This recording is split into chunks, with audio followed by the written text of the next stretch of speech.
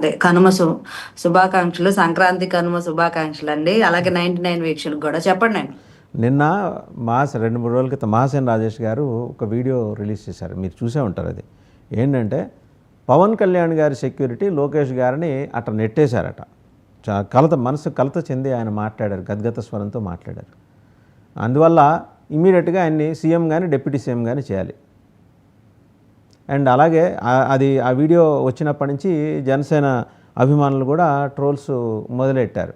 అంటే ఒక రకమైన సంక్షోభానికి, అక్కర్లేని సంక్షోభానికి మహాసేన రాజేష్ తెరతీశాడనే భావన కూడా వినిపిస్తుంది అంతర్గతంగా టీడీపీలో కూడా. మీరేమంటారు? ఈ మహాసేన రాజేష్ అనే అతను ఇంతకు ముందు కూడా టీడీపీలో ఉంటూనే కూటమికి వ్యతిరేకంగా కూడా పవన్ కళ్యాణ్ గారిని ఓడించాలి, జనసేనను ఓడించాలి అని పిలిపించారు. మరి అప్పుడు టీడీపీ వాళ్ళు సైలెంట్ గా ఉన్నారు. ఎందుకున్నారో అర్థం కాలేదు. అట్లా వివాదాస్పదమైన వీడియోలు చేయడంలో ఆయన ముందుంటున్నారు. ఎందుకుంటున్నారు మరి? ఆయన ఎజెండా ఏందో అర్థం కాలే. ఆయన హిడెన్ ఎజెండాను అంటే కూటమిని బలహీనపరచడమా, లేకపోతే ఆయనే వాంటెడ్గా చేసినా కూడా వీళ్ళు అధిష్టానం దృష్టికి వెళ్ళకుండా పట్టించుకోకుండా ఉండటమా, ఏదో సంథింగ్ జరుగుతుంది అక్కడ. కాకపోతే ఆయన వాళ్ళ నాయకుడు డిప్యూటీ సీఎం అవ్వాలని కోరుకోవడం వాళ్ళకి ఉంటది కదా. ఇప్పుడు నారా లోకేష్ గారు ఒక ఎమ్మెల్యేగానే లేరు, మంత్రిగా కూడా ఉన్నారు, విద్యాశాఖ మంత్రిగా ఉన్నారు. టీడీపీలో అంతా చంద్రబాబు గారి కన్నా కూడా ఎక్కువ లోకేష్ గారే ఆ పార్టీని హ్యాండిల్ చేస్తున్నారని అందరికీ తెలిసిన సత్యమే. ఇంకా ప్రత్యేకంగా నారా లోకేష్ గారికి ప్రత్యేకంగా పదవులు ఇచ్చి కూర్చోబెట్టే అంటే ఏదో చెయ్యాలి అని ఆయన స్థాయిని వీళ్ళే తగ్గిస్తున్నట్టున్నారు వీడియోలు చేసి. యాక్చువల్గా చంద్రబాబు నాయుడు గారి కన్నా లోకేష్ గారే టీడీపీని బాగా అన్ని విషయాల్లో, నిర్ణయాల్లో ఆయనే ఉంటారని మేమైతే విన్నాం. సో అలాంటిది ఇప్పుడు డిప్యూటీ సీఎం చేయాలి ఇలాంటి వ్యాఖ్యలు అంటే కూటమి ఆప్షన్స్ ఇచ్చారండి. అయితే సీఎం లేకపోతే డిప్యూటీ సీఎం. అప్పుడు కానీ సెక్యూరిటీ వాళ్ళకి సరైన సమాధానం దొరకదని ఆయన ఉద్దేశం ఏమో. ఇప్పుడు అక్కడ ఏం జరిగిందంటే అతను ఇలాగా చెయ్యి ఇలా అడ్డం అంటే ఇప్పుడు సార్ వెనకున్న సెక్యూరిటీ ఏంటంటే పవన్ కళ్యాణ్ గారు ఇలా పట్టుకుంటారు ఎప్పుడు. అది సారే ఇలా చెయ్యి అతన్ని తీసేసి లోకేష్ గారి దగ్గరికి వెళ్ళారు. చూడండి, అంటే వాళ్ళు ఏంటంటే వాళ్ళ డ్యూటీ వాళ్ళు చేశారు. వీళ్ళు ఇంకా అదిగో వాళ్ళని బాగా విజువల్ కూడా కనిపిస్తుంది చూడండి. అంటే వాళ్ళకి ఎవరున్నారు ఏంటి ఇవన్నీ పట్టించుకోరు కదా సెక్యూరిటీ వాళ్ళు. ముందు ఆ సెక్యూరిటీతో అంటే వాళ్ళ పని వాళ్ళు చేస్తున్నారు. వాళ్ళు ఒక్కొక్కసారి ఇలాంటి బ్లండర్ మిస్టేక్స్ చేస్తూ ఉంటారు. అది వాళ్ళకి తెలియదు కదా ఏ స్థాయి వ్యక్తులు ఏంటి మనం చేయకూడదు. అట్లాంటివి చాలా విషయాల్లో జరిగినాయి. అప్పుడు చాలాసార్లు మా అధ్యక్షులు వారు కూడా వాళ్ళని క్లాసులు వేయడం కూడా జరిగింది. అట్లా జరిగిన చిన్న పొరపాటు అది. అయినా అప్పుడే వారించారు కదా పవన్ కళ్యాణ్ గారు, చేతిని ఇలా తీసేసి వెనక్కి జరుగుమని అరిసి ముందు ఆయన దగ్గరికి వెళ్ళారు కదా లోకేష్ గారి దగ్గరికి. సో ఇట్లాంటి విషయాల్లో పట్టించుకోవడం అంటే అంటే ఉంటదిలేండి. ఎవరైనా వాళ్ళ నాయకుల్ని ఏదో కావాలని చేశారని, ఇది కావాలని జరిగింది ఏం కాదు అది. వెంటనే అట్లా వాళ్ళు సెక్యూరిటీ వాళ్ళు వాళ్ళ డ్యూటీ వాళ్ళు చేసే దానిలో భాగంగా జరిగిన ఒక తప్పిదం. అలాంటి జరగకుండా చూసుకోవడానికి మ్యాక్సిమం సార్ ఎప్పుడు వాళ్ళకి చెప్తానే ఉంటారు, అవేర్నెస్ ఇస్తానే ఉంటారు, మీరు చూసుకోవాలి ఇట్లా అది ఇదని. గుంపుగా జనాలు ఎగబడి ఆయన మీద దాడి చేసిన సందర్భాలు చాలా ఉన్నాయి. కాబట్టి ఏది జరిగినా మళ్ళీ వాళ్ళనే సెక్యూరిటీ వాళ్ళనే కదా. ఇప్పుడు ఎవరన్నా కూడా ఇప్పుడు మేము అభిమానులం కూడా వాళ్ళ మీదే ఆగ్రహం వ్యక్తం చేస్తాం. అంటే ఏ తప్పు జరిగినా వాళ్ళ మీదే, ఒప్పు జరిగిన వాళ్ళ మీదే అన్నట్టు భారం మొత్తం వాళ్ళే మోయాలి, సెక్యూరిటీ మోయాలి. దానిలో కొంచెం ఒక్కొక్కసారి ఇట్లా అత్యుత్సాహం ప్రదర్శిస్తూ ఉంటారు.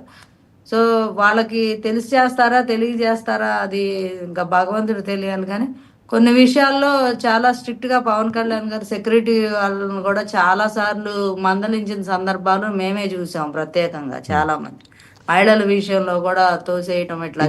ఇంకొకటి అండి, థర్డ్ ఫేజ్ నామినేటెడ్ లిస్టు పండగ అయిపోగానే అనౌన్స్ చేస్తారు. పండగ అయిపోయింది, బహుశా ఇవాళ రేపట్లో అనౌన్స్ చేస్తారు. జనసేన హ్యాస్ బీన్ డిమాండింగ్ 40% అది నామినేటెడ్ పోస్ట్. ఇందాక మీరు అప్పటికి ఇంకా జాయిన్ కాలేదు, బాలకోటే గారు అన్నారు తెలుగుదేశంలో కష్టపడ్డ వాళ్ళు కాదు నాయకులు ఇష్టపడ్డ వాళ్ళే ఉన్నారు మ్యాక్సిమం ఆ లిస్టులో, ప్రజలకు తెలిసిన వాళ్ళు మహా అయితే 5 ఉంటారేమో అని. సరే, మీ డిమాండ్ కూడా ఉంది, ఎందుకంటే 100% స్ట్రైక్ రేట్ తోటి మీరు ప్రభంజనం సృష్టించారు. మీరు ఈసారి మీ వాయిస్ని త్రూ యువర్ ప్లీనరీ పెంచాలనుకుంటున్నారు, కానీ మీ ప్లీనరీ లోపలే ఈ పదవుల పంపకాలు జరిగే అవకాశం ఉంది. ఇప్పటికే ఆలస్యమైందనేది బాలకోటే గారి భావన. ఒకవేళ if such is the case చాలా కీలకమైన పోస్టులు ఉన్నాయండి. ఆర్టీఐ కమిషనర్సు, ఇంకా బోర్డులన్నీ ఒక దాదాపు 7-8 శాఖలు ఇంపార్టెంట్. వాటిలో మీసే బలంగా ఉండాలి. ఒక 40% మీరు డిమాండ్ చేస్తున్నారని చెప్పేసి తెలుస్తోంది. దాని మీద ఇంకా స్టేల్మేట్ కంటిన్యూ అవుతుందిట. అంటే మాకు ఇంతకుముందు కాన్ఫరెన్స్ కాల్లో వివరించిన విధానం అయితే 30-40% ప్రతి దానిలో జనసేనకి ఉంటుంది అని. బట్ అది ఆచరణలో మొన్న 2 లిస్టుల్లో అది జరగలేదు. తర్వాత ఇది కాదు, లోకల్ బాడీ ఎలక్షన్స్లో కానీ వీటిలో కానీ మొత్తం 30% అనే చెప్పారు. 30-40% లోపు ఎలా వీలైతే అట్లాగా. అది దానిలో భాగంగానే ఇక్కడ నియోజకవర్గాలుగా కమిటీలు ఇప్పుడు ఏంటంటే టీడీపీ ఎమ్మెల్యేలుగా ఉన్న చోట జనసేనకి ఎలాంటి ప్రాధాన్యత లేకుండా, అంటే లోకల్లో నియోజకవర్గం స్థాయిలో ఎలాంటి పనులు జరగట్లేదని కార్యకర్తలు చాలా ఆగ్రహం వ్యక్తం చేశారు. అంటే ఒక కాన్ఫరెన్స్ కాల్లో ఇంక అందరూ ఇన్ఛార్జీలు వాళ్ళు వీళ్ళు అన్ని నియోజకవర్గంలో ఏం జరిగింది అంటే యానిమేటర్స్ దగ్గర నుంచి మిగతా చిన్న చిన్న విషయాల్లో కూడా అసలు ఒక 10% కూడా 5% కూడా చేయని నియోజకవర్గాలు ఉన్నాయి. సో వీళ్ళందరూ ఇన్ఛార్జీలు అందరూ చాలా ఆగ్రహం వ్యక్తం చేయడం, అది అధిష్టానం దృష్టికి తీసుకెళ్ళడం, అందరినీ కాన్ఫరెన్స్ కాల్లో తీసుకొని వాళ్ళు వివరించి మనోహర్ గారు చైర్మన్ గారు పొలిటికల్ కమిటీ చైర్మన్ గారు వివరించి చెప్పడం 30-40% మనకి ఉంది, మీరు వెళ్ళి ఎమ్మెల్యేని అడగండి, ఒక కమిటీని నియమిస్తాం మేము ప్రతి నియోజకవర్గానికి, ఈ కమిటీ బాధ్యత తీసుకుంటుంది ఈ పొజిషన్స్ విషయంలో కానీ ఏమైనా అవసరాల విషయంలో కానీ జనసేన నిర్లక్ష్యం చేసే పరిస్థితి ఏమి ఉండదు, మీరు వెళ్ళి అడిగి కూడా నిర్లక్ష్యం చేస్తే మా దృష్టికి తీసుకురండి అని మేము ప్రతిని కోర్ కమిటీ ఒకటి ప్రతి నియోజకవర్గానికి వేస్తాము. ఇక మీద నుంచి స్థానిక ఇట్లా అంటే మీ కార్యకర్తలు మీ నాయకుల పట్ల వివక్ష నడుస్తుందనే విషయాన్ని నేరుగా మీ పార్టీ అధ్యక్షుల నోటీసులో పెట్టారండి కాన్ఫరెన్స్ కాల్లో? పెట్టారండి. కొన్ని నియోజకవర్గాల్లో దారుణంగా అంటే జనసేన కొన్ని నియోజకవర్గాల్లో అసలు ప్రాధాన్యత లేని నియోజకవర్గాలు చాలా ఉన్నాయి. ఆ ఇన్ఛార్జీలు మాత్రం మనోహర్ గారితో డిస్కస్ చేయడం జరిగింది, మా చైర్మన్ గారితో. అక్కడ నుంచి వాళ్ళు ఒక నిర్ణయం తీసుకున్నారు, మేము పార్టీ ఆఫీస్ నుంచి ఒక కోర్ కమిటీని నియమిస్తాం ప్రతి నియోజకవర్గానికి, ఈ కమిటీ జనసేనకి అంటే ఆ నియోజకవర్గం తాలూకు విషయాల మీద అన్నిటి మీద ఈ కమిటీ పనిచేస్తుంది, ఇన్ఛార్జ్ వీళ్ళకి సపోర్ట్ గా ఉండండి, ఇక్కడ అలానే ఒక రిపోర్ట్ తీసుకుంటామని చెప్పారు. ఇప్పుడు కార్యకర్తల్లో అన్ని నియోజకవర్గాలు ఉన్నాయని చెప్పలేం కానీ కొన్ని నియోజకవర్గాలు మాత్రం చాలా. ఇంకోటండి, ఒక తాజా రిపోర్ట్ ఒకటి వచ్చిందండి. అంటే అసలు ఆ రోజు సంఘటన ఎలా జరిగింది తిరుమలకి సంబంధించి, జనసేన కార్యకర్తలు డిఎస్పీ రమణకుమార్ మీద ఒత్తిడి తెచ్చి గేట్లు తెరిపించారు అనేది. ఇది వైసీపీ మీడియా రాయలేదు, అది ప్రజాశక్తి మార్క్సిస్ట్ పార్టీ వాళ్ళ మీడియాలో వచ్చింది. ఆయన వారించబోయినా సరే నెట్టుకుంటూ లోపలికి వచ్చారు అని. ఇది ఇంతవరకు మరి ఏ మీడియా బయట పెట్టాల. ప్రజాశక్తిలో ఈ కథనం వచ్చింది. బాగా ఒత్తిడి తీసుకొచ్చి వాస్తవంగా బ్రీత్ అందక ఇబ్బంది పడుతున్న మహిళను బయటకు తీసుకురావడం కోసం అని చెప్పి ఆయన పాపం గేట్ తెరిచారు. జరిగింది అది. బట్ సరే, ఆయన సస్పెండ్ అయ్యారు, బాధ్యత రాహిత్యం ఉన్నారు, నిర్లక్ష్యం ఉన్నారు, వాట్నాట్ ఉన్న ఆరోపణలన్నీ అభియోగాలన్నీ ఆయన మీద, గౌతమి రెడ్డి గారి మీద నెట్టేశారు. పై స్థాయిలో వాళ్ళు కంఫర్టబుల్గా ఉన్నారు.